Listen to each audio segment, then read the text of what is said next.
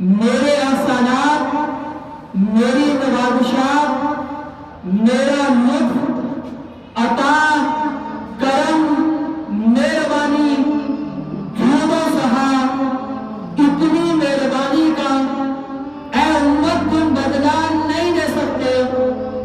اس لیے کہ اللہ کا قرآن کہتا ہے کہ تم جہالت، بربریت، ظلم و ستم کی وجہ سے دوزخ کے کنارے پر پہنچ چکے تھے، گرنے والے تھے کہ مجھ محمد مصطفیٰ کو خدا نے بھیجا، میں نے تم کو جہنم سے نکال کر جنت کے راستے کی طرف گامزن کر دیا اور تمہیں ظلمتوں سے نکال کر نور و انوار و تجلیات کی دنیا میں لے آیا، تمہیں شرک کی غلاظتوں سے نکال کر توحید کی شفافت کا راستہ عطا کر دیا، اور حالت یہ تھی کہ جہاں تاریخ تھا، ظلمت کدا تھا، سخت کالا تھا، کوئی پردے سے کیا نکلا کہ گھر میں اجالا تھا۔ فرمایا لا اسألکم علیہ، اس پر میں تم سے کوئی سوال نہیں کرتا۔ فرمایا امت تم اپنی ماؤں کو فروخت کرتے تھے، میں نے ماؤں کو عزتی عطا کی تو عزت کا تاج بنا کر کہا کہ آمنہ کا بیٹا ماؤں کے سروں پر عزتوں کا تاج رکھنے کے لیے آ گیا ہے، اور فرمایا جنت تحت اقدام الامہات، کہ میں نے جنت کو اٹھا کر ماں کے قدموں کے نیچے رکھ دیا۔ فرمایا لا اسألکم علیہ، اس پر بھی میں تم سے کوئی بدلہ نہیں مانگتا، کوئی سوال نہیں کرتا۔ فرمایا تم بچیوں کو زندہ دفن کر دیا کرتے تھے، میں نے ان کو زندگی کی سانسوں کا حق عطا کیا۔ لا اسألکم علیہ، اس پر میں تم سے کوئی سوال نہیں کرتا۔ فرمایا میں نے تمہارے لیے مکے جیسا معبود شہر چھوڑا۔ لا اسألکم علیہ، اس پر تم سے کوئی سوال نہیں کرتا۔ اپنی جائے پیدائش کو درج کیا۔ لا اسألکم علیہ، میں نے مینا اور مزدلفہ کو حیرآباد کہا۔ لا اسألکم علیہ، میں نے مطاف، سعی، صفا و مروہ اور مقام ابراہیم کو، حجر اسود کو، رکن یمانی کو میں نے الوداع کہا۔ لا اسألکم علیہ، میں اس پر تم سے کوئی بدلہ نہیں مانگتا۔ میں نے جبل احد کو، میں نے غار حرا کو، جبل نور کو، جبل سور کو میں نے الوداع کہا۔ لا اسألکم علیہ، اس پر تم سے کوئی سوال نہیں کرتا۔ میں نے بیت اللہ کو چھوڑا، اے امت تمہارے لیے۔ لا اسألکم علیہ، اس پر میں تم سے کوئی سوال نہیں کرتا۔ میزات رحمت کو چھوڑا۔ لا اسألکم علیہ، اس پر تم سے کوئی سوال نہیں کرتا۔ میں نے تمہارے لیے، میں ننگے پاؤں سنگ ریزوں سے چلتا ہوا رات کی تاریکی میں مدینے کی طرف مہد سفر ہوا، اے امت تمہارے لیے، اور وہاں بھی جا کر بدر کے ماحول سے گزرا۔ لا اسألکم علیہ، اس پر میں تم سے کوئی بدلہ نہیں مانگتا۔ احد ملک کے دفاع کیا گیا۔ لا اسألکم علیہ، اس پر میں تم سے کوئی بدلہ نہیں مانگتا۔ فرمایا طائف میں میں گیا۔ لا اسألکم علیہ، اس پر تم سے کوئی بدلہ نہیں مانگتا۔ مجھ پر پتھر برسائے گئے، میرا سارا جسم لہو لعن ہو گیا، اے امت تمہارے لیے یہ سب کچھ برداشت کیا۔ لا اسألکم علیہ، اس پر تم سے کوئی بدلہ نہیں مانگتا۔ میرے پاپوش سے، نادین مقدس سے خون جمنے کی وجہ سے پاؤں باہر نہیں نکل رہے تھے، اے امت تمہارے لیے یہ سب کچھ برداشت کیا۔ فرمایا لا اسألکم علیہ، اس پر بھی تم سے کوئی سوال نہیں کرتا۔ تمہارے لیے یہ سب کچھ برداشت کیا، ہجرتیں برداشت کی۔ فرمایا لا اسألکم علیہ، اس پر تم سے کوئی سوال نہیں کرتا۔ میں احد کے ماحول سے گزرا۔ فرمایا لا اسألکم علیہ، اس پر تم سے کوئی بدلہ نہیں مانگتا۔ حیدر و خندق کے ماحول سے گزرا۔ لا اسألکم علیہ، اس پر تم سے کوئی بدلہ نہیں مانگتا۔ فرمایا تمہاری خاطر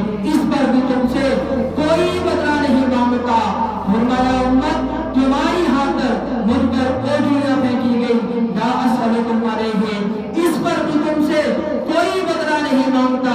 تمہاری خاطر مجھ پر کانٹے بچھائے گے، لا اسألکم علیہ، اس پر بھی تم سے کوئی بدلہ نہیں مانگتا، تمہاری خاطر اے امت میں غاروں میں روتا رہا، فرمایا لا اسألکم علیہ، اس پر تم سے کوئی بدلہ نہیں مانگتا، فرمایا امت تمہارے لیے میں رب سے فریاد کرتا رہا، لا اسألکم علیہ، اس پر تم سے کوئی بدلہ نہیں مانگتا، فرمایا امت تمہاری خاطر میرے پاؤں میں گرم آ گیا،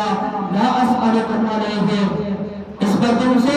کوئی بدلہ نہیں مانگتا، فرمایا اے امت تمہاری خاطر جاگتے ہوئے میں نے راتیں بسر کی، لا اسألکم علیہ، اس پر بھی تم سے کوئی بدلہ نہیں مانگتا، فرمایا تمہاری خاطر میں معراج پہ گیا، اللہ سے دعائیں مانگی، فرمایا لا اسألکم علیہ، اس پر بھی تم سے کوئی بدلہ نہیں مانگا، فرمایا امت عرش پر جا کر میں تمہیں نہیں ملا، پھر بھی لا اسألکم علیہ، میں تم سے کوئی بدلہ نہیں مانگتا، تمہاری خاطر میں نے آتے ہوئے رب سے دعا کی، ربی حبلی امتی، یا اللہ میری امت کو سلامت رکھنا، یا اللہ میری امت کو سلامت رکھنا، فرمایا لا اسألکم علیہ، اس پر بھی میں تم سے کوئی سوال نہیں کرتا، کوئی بدلہ نہیں مانگتا، فرمایا امت تمہاری خاطر میں نے سجدے کیے، میں سجدوں میں روتا رہا، لا اسألکم علیہ، اس پر بھی تم سے کوئی سوال نہیں کرتا، فرمایا اے امت تمہاری خاطر جب میں دنیا سے رخصت ہوا، مجھے قبر انور میں لحد مبارک میں مجھے رکھا گیا، جناب قسم بن عباس سے پوچھ لو، میرے کانوں کے قریب ہوا، اس وقت بھی آواز آ رہی تھی، ربی حبلی امتی، یا اللہ میری امت کو سلامت رکھنا، یا اللہ میری امت کو سلامت رکھنا، فرمایا لا اسألکم علیہ، اس پر بھی یا امت تم سے کوئی بدلہ نہیں مانگتا، فرمایا تمہاری خاطر اے امت میں نے شفاعت کی گارنٹی دی، فرمایا لا اسألکم علیہ، اس پر بھی تم سے کوئی بدلہ نہیں مانگتا، فرمایا تمہاری خاطر میں رب سے بخششیں مانگتا رہا، لا اسألکم علیہ، اس پر بھی تم سے کوئی بدلہ نہیں مانگتا، فرمایا امت تمہاری خاطر میں رب کی رحمتیں سے روتا رہا، لا اسألکم علیہ، اس پر بھی تم سے کوئی بدلہ نہیں مانگتا، فرمایا امت تمہاری خاطر روزے کوثر کا وعدہ ہوا،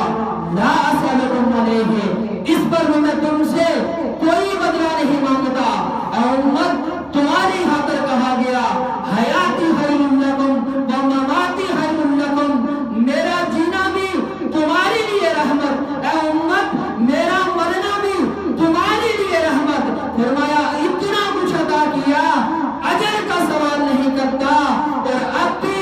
اپنی عرضی سے نہیں رب کی مرضی سے کہہ رہا ہوں، ان المودۃ فی القربى، کہ میرے جتنے بھی احسانات ہیں، میری نوازشات ہیں، جود و سہا ہے، عطا ہے، کرم ہے، مہربانی ہے، لطف ہے، عنایات ہے، محبت ہے، عنایات ہیں، شفقتیں ہیں، اے امت میرے لطف کو، میری عنایات کو، میری محبت کو، میری شفقتوں کو، میری مہربانیوں کو تم فراموش نہ کر دینا، میرے جانے کے بعد تم میرے علی سے پیار کرنا، میری زہرا سے پیار کرنا، میرے حسن سے پیار کرنا، نقش سرور کونین سے پیار کرنا، جسم کی آخری سانسوں تک مولا حسین سے پیار کرنا، فرمایا جسم کی آخری سانسوں تک مولا حسین سے پیار کرنا،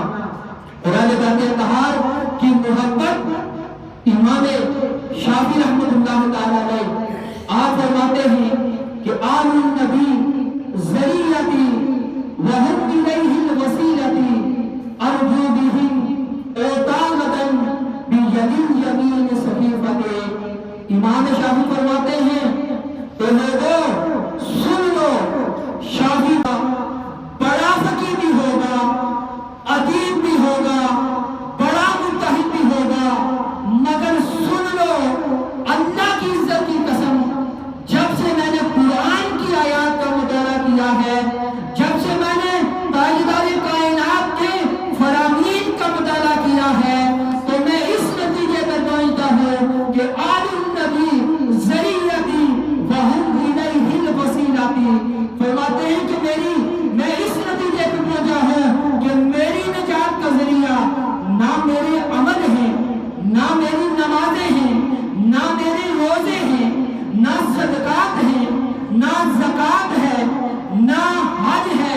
نہ تسبیح ہے، نہ تعلیم ہے۔ او امام شافعی، آپ کی نجات کا ذریعہ کیا ہے؟ تو امام شافعی کہتے ہیں لوگوں، اللہ کی عزت کی قسم، مجھے اپنے اعمال پہ ناز نہیں، مجھے زہرا کی آل پر ناز ہے۔ آل النبی ذریعتی، فرماتے ہیں کہ آل محمد رسول اللہ کی عطر، رسول اللہ کی اولاد میری اللہ کی بارگاہ میں رسائی کا وسیلہ ہے، میری رسائی کا ذریعہ ہے، اور ان کی وساطت سے میں رب کی بارگاہ میں پہنچ جاؤں گا، اللہ کی بارگاہ میں مجھے مقام قرب نصیب ہوگا۔ انجو بہم اعتامدن بید الیمین صحیفۃ، فرماتے ہیں کہ جب قیامت کا دورہ ہوگا، نفسا نفسی کا عالم ہوگا، بھائی بہن سے بھاگ رہا ہوگا، بہن بھائی سے بھاگ رہی ہوگی، ماں بیٹے سے منہ چھپا رہی ہوگی، بیٹا ماں سے منہ چھپا رہا ہوگا، باپ ماں اپنی اولاد سے بھاگ رہے ہوں گے، نفسا نفسی کا عالم ہوگا۔ فرمایا بیٹا باپ سے دامن چھڑا رہا ہوگا، فرمایا سن لو فاطمہ زہرا کی اولاد کتنی نگہبان ہے، علی کے دان کتنے مہربان ہیں، نبی کا خون کتنا مشفق و مہربان ہے۔ ارجو بہم اعتامدن بید الیمین صحیفۃ، فرماتے ہیں میرے ایک ہاتھ میں دامن آل محمد ہوگا، اس کی برکت سے اللہ مجھے میرے دوسرے دائیں ہاتھ میں نامہ اعمال عطا فرمائے گا۔ یہ امام شافعی رحمۃ اللہ تعالی علیہ اور ساری امت کے اکابر نے آل محمد کے ساتھ محبت کی ہے، آل محمد کے ساتھ پیار کیا ہے، آل محمد کی محبت میں فنا دے تاجدار صداقت سیدنا صدیق اکبر رضی اللہ تعالیٰ عنہ۔ بخاری شریف کے اندر یہ روایت موجود ہے، حضرت عقبہ بن عامر رضی اللہ تعالیٰ عنہ فرماتے ہیں کہ میں نے حضرت سیدنا ابو بکر صدیق رضی اللہ تعالیٰ عنہ کو دیکھا کہ آپ گلی میں جا رہے ہیں اور سیدنا امام حسن مصطفیٰ علیہ السلام کو اپنے کندھے پر اٹھا کے چل رہے ہیں۔ کیوں اٹھا کے چل رہے ہیں؟ جناب ابو بکر صدیق کے اپنے بیٹے بھی تھے، میں نے کسی بھی تاریخ کی کتاب اور سیرت کی کتاب اور جناب صدیق اکبر پر لکھی گئی کسی کتاب میں یہ نہیں پڑھا کہ صدیق اکبر کبھی بھی اپنے بیٹوں کو کندھوں پر اٹھا کر گلیوں میں چلے ہوں۔ یہ نواسۂ مصطفیٰ کو اٹھا کے چل رہے ہیں، کیوں چل رہے ہیں؟ کیونکہ مصطفیٰ کو دیکھا تھا کہ مصطفیٰ مدینے کی گلیوں میں چلتے تھے، ایک کندھے پہ امام حسن ہوتے تھے، دوسرے کندھے پہ امام حسین ہوا کرتے تھے۔ صدیق اکبر نے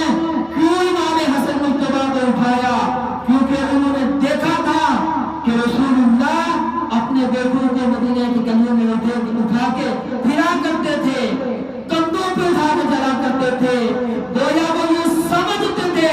کہ حب رسول کا تقاضا یہ ہے کہ جس سے مصطفیٰ نے محبت کی، جس سے مصطفیٰ نے پیار کیا، جس سے مصطفیٰ نے عقیدت کی، جس سے مصطفیٰ نے پیار کیا، ہم بھی اس سے پیار کریں۔ جس کو مصطفیٰ نے کندھوں پہ اٹھایا ہم بھی اسے کندھوں پہ اٹھائیں۔ تو جناب سیدنا صدیق اکبر نے امام حسن مصطفیٰ کو اپنے کندھے پہ بٹھایا ہے، ایک طرف مولا علی بھی ہیں، فرماتے ہیں مجھے اللہ کی عزت کی قسم امام الانبیاء کی شبیہ ہے، حسن علی کی شبیہ نہیں ہے۔ اور ایک اور روایت میں ہے کہ سیدنا صدیق اکبر نے ایک کندھے پر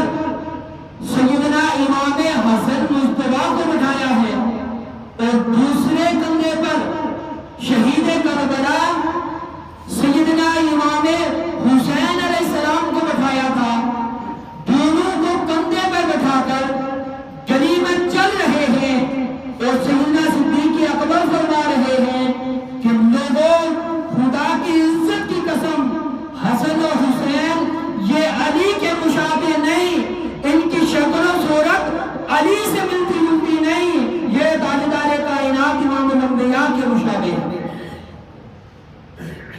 اور ایک روایت میں ہے کہ سیدنا صدیق اکبر رضی اللہ تعالیٰ عنہ نے فرمایا کہ لوگوں،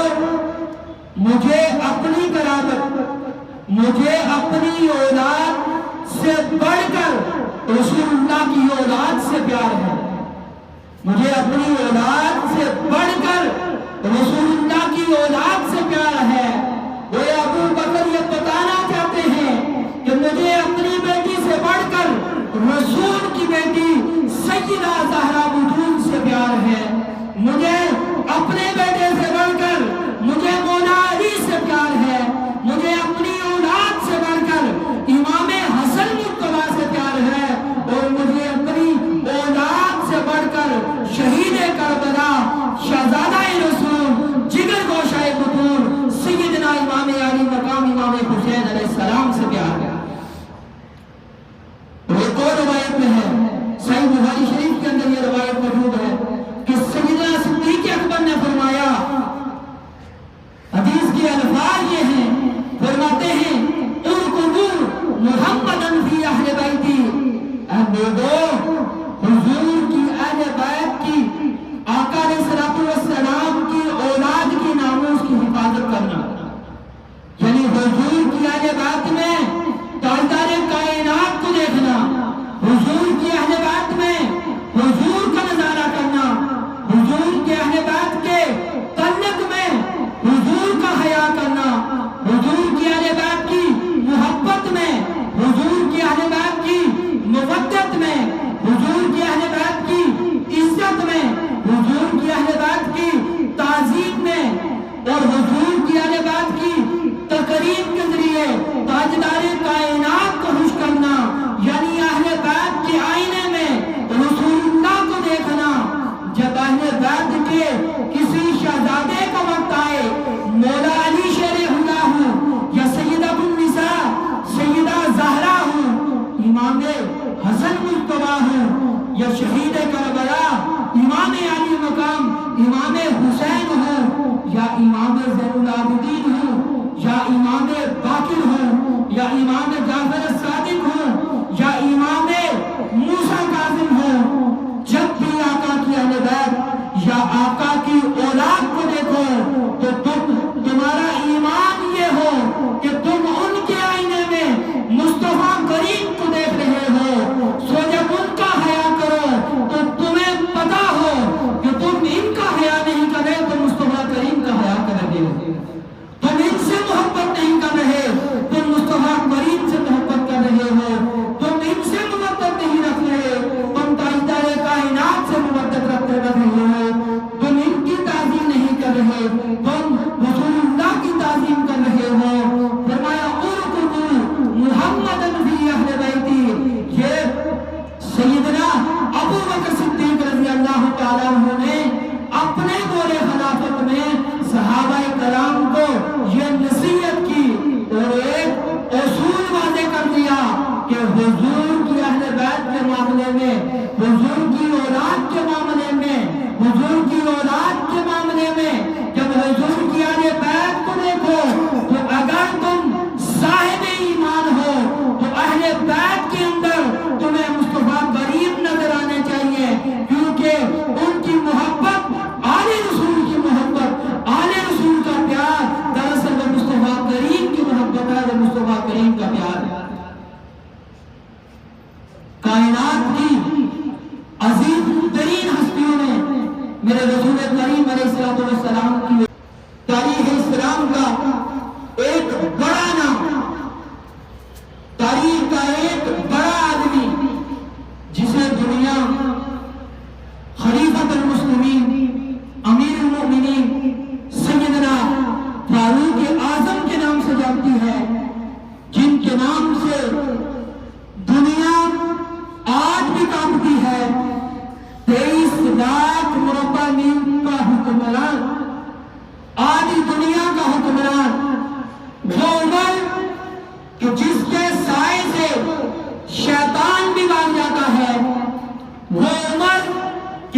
کسر و کسرہ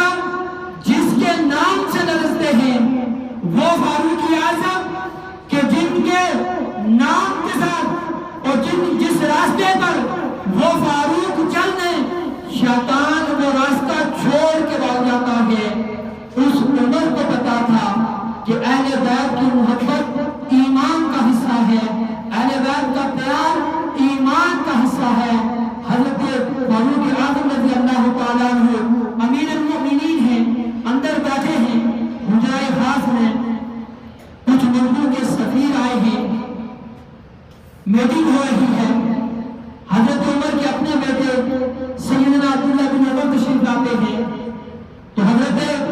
فاروق اعظم کہ یہ بیٹے عبداللہ بن عمر بہت بڑے محدث ہیں، حضرت عبداللہ بن عمر ملنے آئے تو حضرت عمر نے کہا بیٹا باہر کھڑے ہو جاؤ، میں فارغ نہیں ہوں، اور کوئی آئے تو اسے اندر نہ آنے دینا۔ حضرت عبداللہ بن عمر فرماتے ہیں کہ تھوڑی دیر گزری تھی کہ شہزادہ رسول سیدنا امام حسن مجتبی علیہ السلام تشریف لائے، تو انہوں نے دیکھا کہ عبداللہ بن عمر کھڑے ہیں، تو فرمایا امیر المومنین کہاں ہیں؟ فرمایا رسول اللہ کے شہزادے اے امام حسن مجتبی، اللہ کے محبوب کا پیارا خلیفہ سیدنا عمر بن خطاب ایک میٹنگ میں مصروف ہیں، تو انہوں نے یہ کہا ہے کہ کسی کو اندر نہ آنے دینا، لیکن اے رسول اللہ کے شہزادے اگر آپ اندر جانا چاہیں تو میں آپ کو نہیں روکتا۔ تو جناب امام حسن مجتبی نے فرمایا کہ اے عبداللہ بن عمر کچھ دیر کے بعد ظہر کی نماز کا وقت ہوگا تو جناب عمر فاروق مسجد میں تشریف لائیں گے، میں ان سے وہاں مل لوں گا۔ تو یہ کہہ کر امام حسن مجتبی علیہ السلام واپس پلٹے، واپس اپنے گھر آئے۔ حضرت عمر بن الخطاب جب میٹنگ سے فارغ ہوئے باہر آئے تو اپنے بیٹے سے پوچھا اے عبداللہ بن عمر کس کام سے آیا تھا؟ تو عبداللہ بن عمر نے کہا حضور میری تو خیر ہے، شہزادہ رسول امام حسن مجتبی تشریف لائے تھے، تو وہ امام جناب عمر نے پوچھا کہ تو نے امام حسن کو روکا ہے؟ فرمایا میں نے روکا تو نہیں، لیکن وہ کہہ رہے تھے کہ ظہر کی نماز کا وقت ہوگا، میں امیر المومنین سے ملاقات مسجد میں کر لوں گا۔ تو کہتے ہیں کہ جب میں نے یہ کہا تو حضرت عمر کا رنگ بدل گیا، آپ کے جسم پر لرزہ طاری ہو گیا۔ حضرت عمر نے کہا عبداللہ بیٹا سارے کام چھوڑو، وقت کا امیر المومنین ہے، سیدھا رسول اللہ کے شہزادے کے دروازے پہ جاتا ہے، امام حسن مجتبی کے دروازے پہ دستک دیتے ہیں۔ جب امام حسن مجتبی باہر تشریف لاتے ہیں فرماتے ہیں رسول اللہ کے شہزادے آپ ملنے آئے تھے بغیر مجھے واپس آ گئے۔ فرمایا رسول اللہ کے خلیفہ اے امیر المومنین میں زور کے وقت مسجد میں آپ سے مل لیتا، کوئی خاص بات نہیں تھی، میں جب گیا تو آپ کا بیٹا عبداللہ بن عمر وہ دروازے میں انتظار کر رہے تھے، تو میں کیسے اندر آ سکتا تھا؟ جب یہ لفظ سنے تو حضرت عمر کی چیخیں نکل گئی، آپ کی آنکھوں سے آنسو جاری ہو گئے، کہنے لگے اے رسول اللہ کے شہزادے میرے بیٹے کا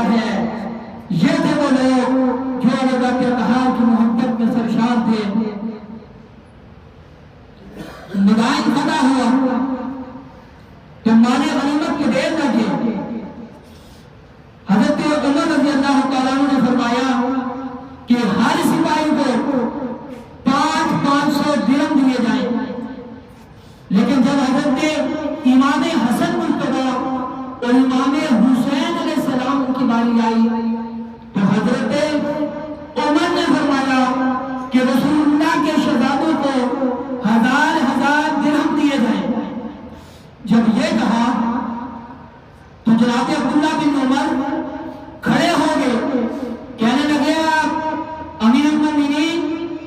حسن و حسین تو بھی بچے ہیں، ہماری تو خدمات ہیں،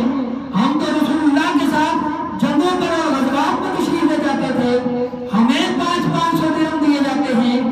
اور انہیں 1000 درہم دیے جاتے ہیں۔ تو جناب عمر فاروق کا جملہ دل کے ہانوں میں لکھ لو، فرمایا جاؤ بیٹا 1000 درہم کا مطالبہ بعد میں کرنا، حسن و حسین کا مقابلہ بعد میں کرنا، پہلے حسین کے نانا جیسا نانا کو لے کے آؤ، پہلے حسین کے بابا جیسا بابا کو لے کے آؤ، پہلے حسین کے بھائی جیسا بھائی کو لے کے آؤ، پہلے حسین کے دادا جیسا دادا کو لے کے آؤ، پہلے حسین کی ماں جیسی ماں کو لے کے آؤ، پھر حسین ابن علی کا تم مقابلہ کرنا۔ یہ تھے صحابہ کرام کہ جو اہل بیت اطہار کی محبت میں سرشار تھے، ان کی زندگی کا مقصد رسول اللہ کی اولاد سے پیار کرنا۔ ڈھونڈیں گے سبھی حشر میں سرکار کہاں ہیں، ڈھونڈیں گے سبھی حشر میں سرکار کہاں ہیں، سرکار پکاریں گے گناہگار کہاں ہیں، پروانہ جنت لیے ڈھونڈیں گے فرشتے، اولاد پیغمبر کے وفادار کہاں ہیں، اولاد پیغمبر کے وفادار کہاں ہیں۔ اللہ رب کائنات کی بارگاہ میں دعوے ہوں، مالک کائنات ہم سب کو اہل بیت اطہار کی سچی محبت و محبت عطا فرمائے، جن آباد نے سنت نہیں ادا فرمائی۔